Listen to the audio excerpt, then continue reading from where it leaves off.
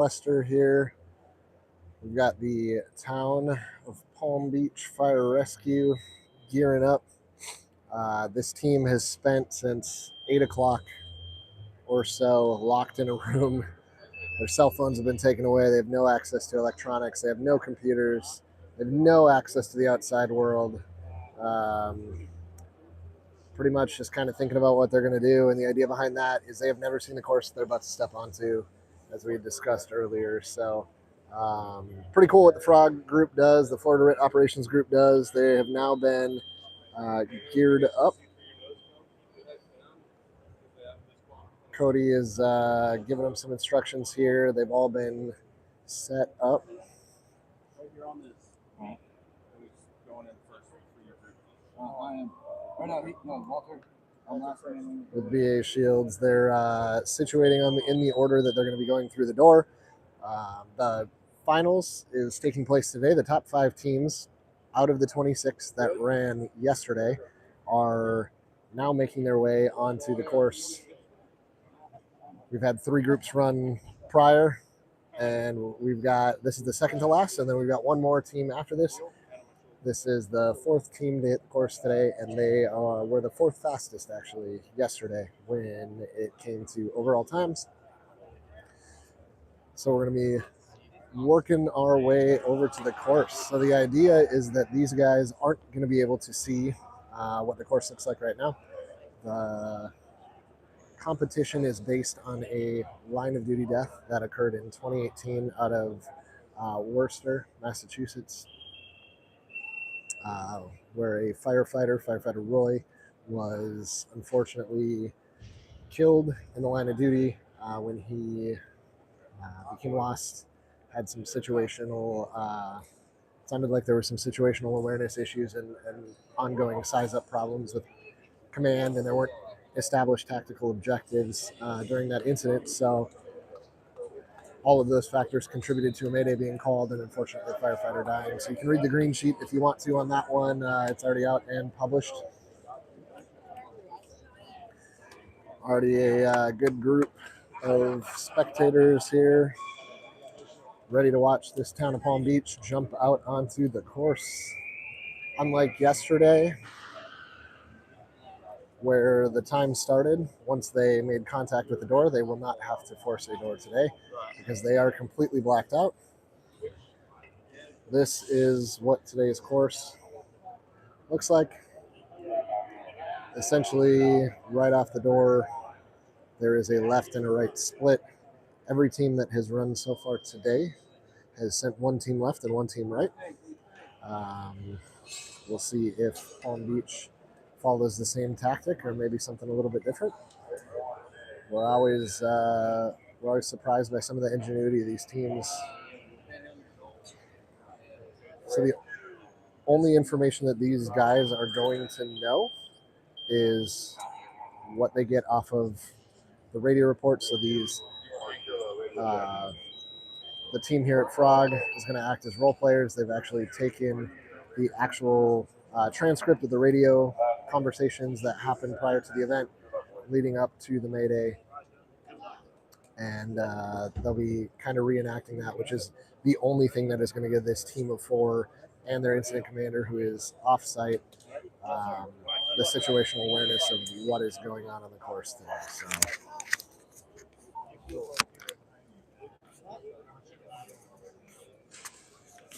just momentarily here, we're going to have some radio traffic.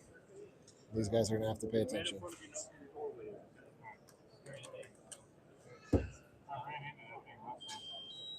Again, visibility is next to 0, and they have never seen this course before. Engine 5, Engine 4, Ladder 4, Ladder 1, Rescue 1, Car 400, residential structure fire at Box 549, occupant state. Fire alarm sounding, fire in the basement. 1109. Engine 5 en route. Engine 4 is en route. Ladder 4 en route. Ladder 1, we're responding.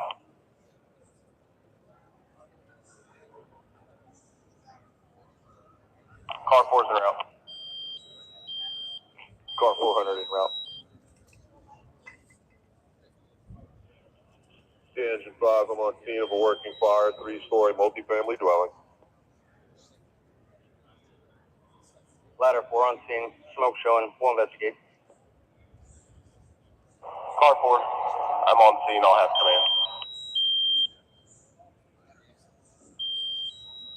Engine 5, have the third due, find the cellar door and fourth entry. Ladder 4 command, we've gained access to the basement. Engine 5, engine 4, ladder 4 are on the side Charlie.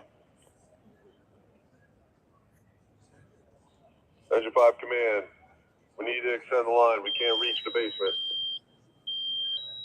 Command to ladder 4, conduct a primary search of the structure. Engine 5 command, we believe we have a knock on the fire.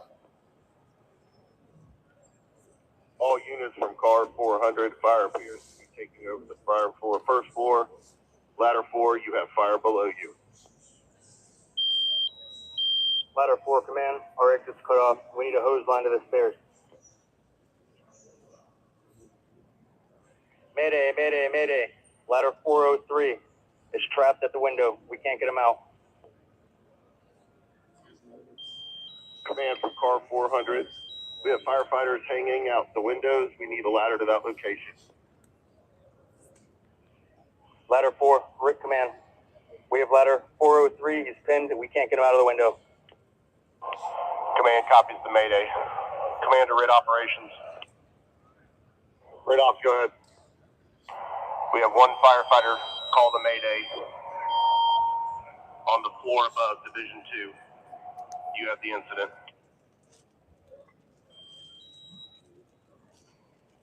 Acknowledge. Command from RID ops. Do we have the staffing that went inside for ladder 4? Crew of 4 went inside. Currently 1 missing. Acknowledge. Ladder 4 from RID ops. Unit 403 from RID ops. 403 from RID ops. Mayday, mayday, mayday on the fire ground. We're deploying a RID team. We copied our mayday. I need a second alarm on the alpha side. I need a ready rescue for our trapped firefighters. I need a second RID team on the alpha side for my current RID team. RID 1, RID 2, you are deployed. All right, so time is going to start once they breach that threshold.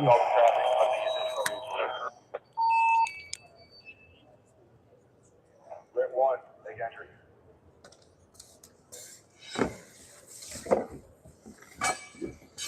And they're taking the course. Yep. So we got 1 and 2 making entry onto the course right now. Looks like they're sending 1 to the left. RID 2, if there's no hand line, you can follow in. Deploy. Report. Entry on the left side.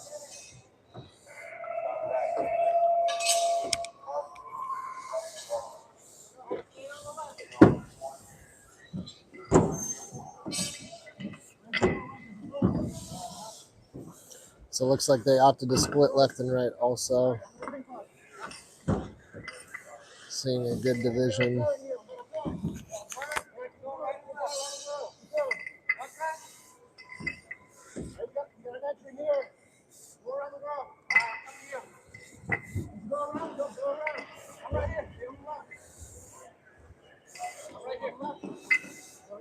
So we got 1 team over on that side of the course and 1 team working here.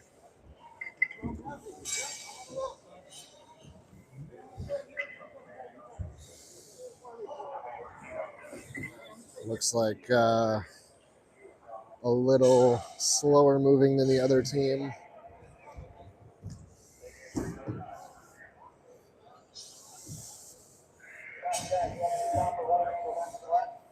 Again, we kind of talked about making sure our communication is clear and concise, and you see maybe having a couple of issues about reporting location.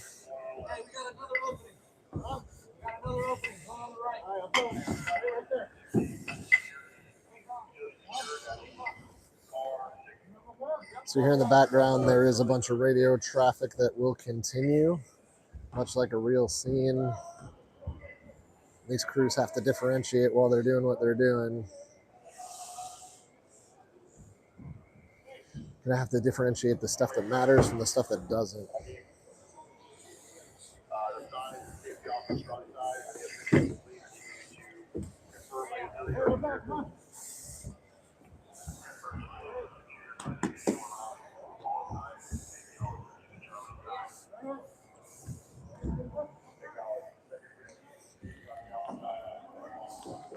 Take a look at the progress of the other team here.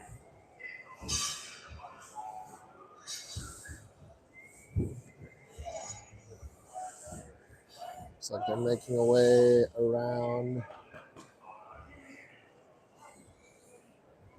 So the team that went left is searching off rope. They don't have the RIT bag, and it looks like the team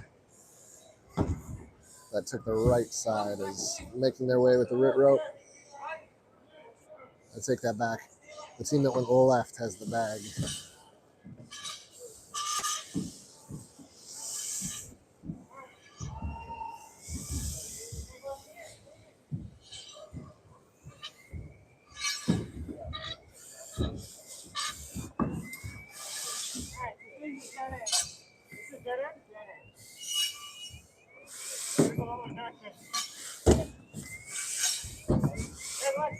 So you hear them pausing and listening. They can hear a pass device. Yeah, that's the wall. Stay down. Off the wall. You're on the wall.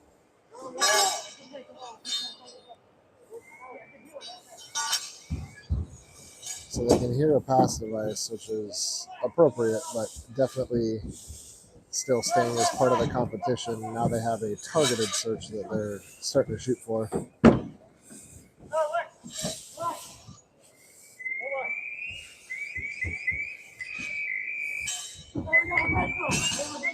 All right, you're seeing the right split team. I think this is RIT 2 making contact with the victim.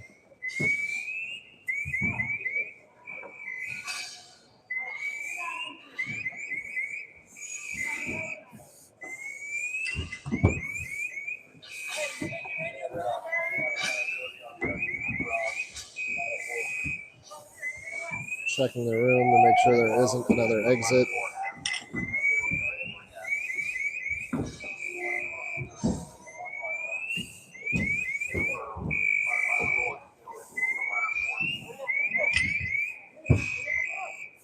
So it looks like Palm Beach is opting to remove the firefighter out of this room, presumably a hazard room, to a safer location or an area of refuge where I would imagine they'll start their packaging process.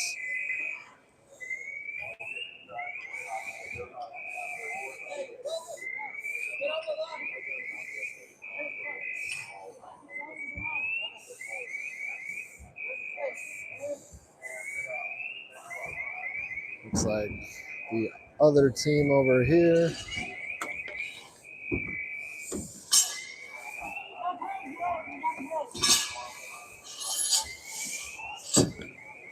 now making their way following the RIT line.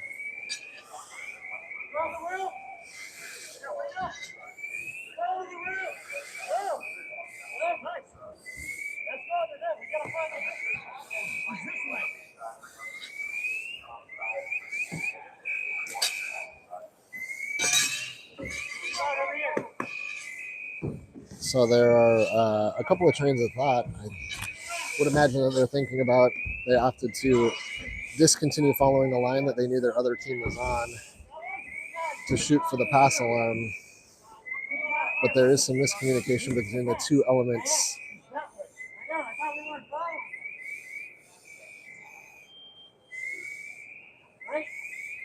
Some miscommunication between the two elements. I don't think these guys realize that their other team has got to the victim yet, which I think they're about to follow up with right now. Yep. There might be another victim, Brian.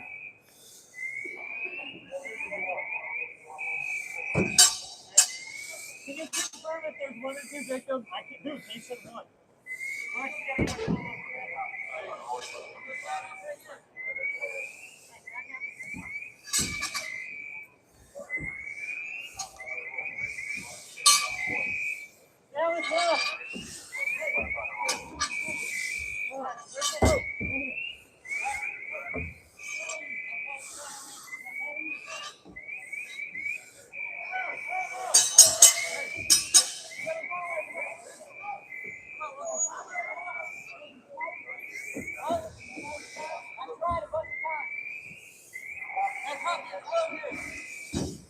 So now, as the other team has finally found where the victim is, he's being removed by the other team. So definitely some miscommunication.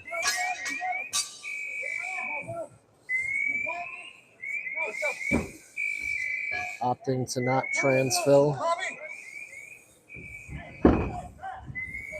Still some miscommunication. It looks like Team 1 is just ready to go.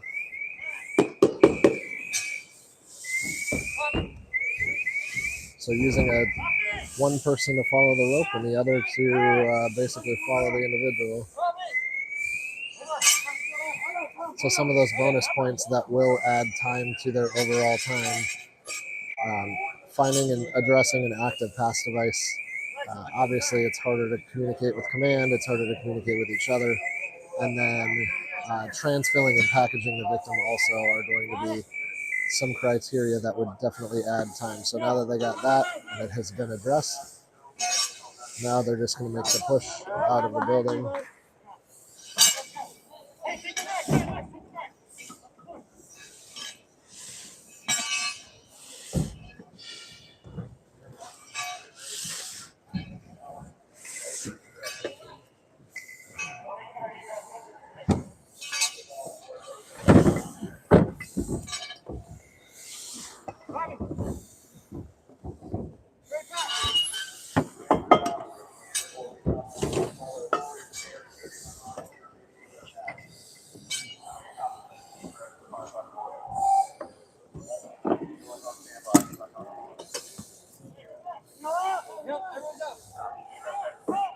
So time will stop, not right now, but as soon as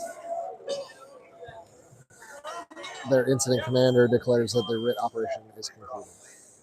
And they just call the RIT ops complete, which will be time. So town of Palm Beach exiting the course.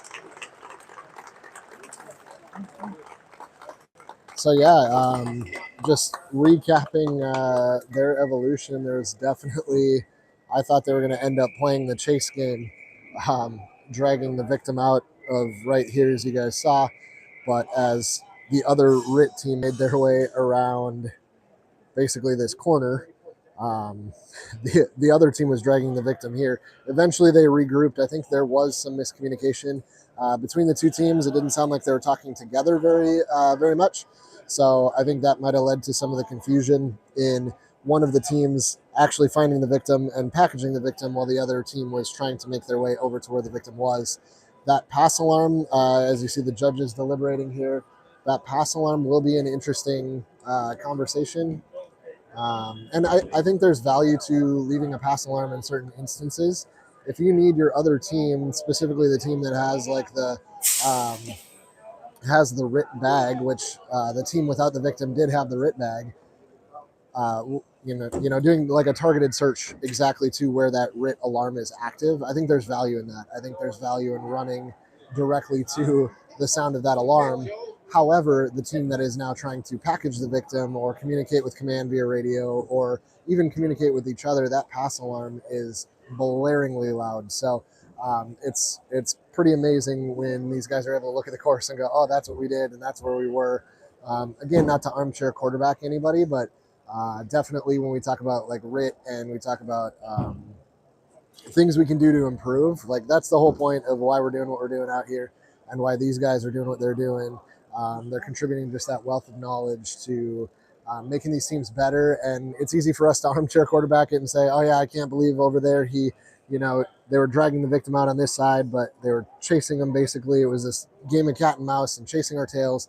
Well, we can see we're not exhausted. We don't have the adrenaline flowing. These guys are competing, so that adds a little bit to the adrenaline release. And then obviously they're working hard, which releases more of that adrenaline and stress and you lose fine motor skills and you lose communication, you lose your ability to think. So if we don't train on it, it's really hard for us to go out and do it in the real world. So I'm confident that all 5 teams that are running today are trained teams. They are comfortable in their gear. You can definitely see it. You can see it when they're making entry. You can see it when they're talking to each other as a 2-person unit. Their incident command is doing a great job at trying to keep things lined out and make sure that the benchmarks are hit. It's really what it boils down to is the team going to be fast and effective once they actually breach the threshold and get onto the course. So we got one more team coming up, and then we'll figure out who is going to be crowned the 2026 Florida RIT Operations Group champions here in Orlando, Florida.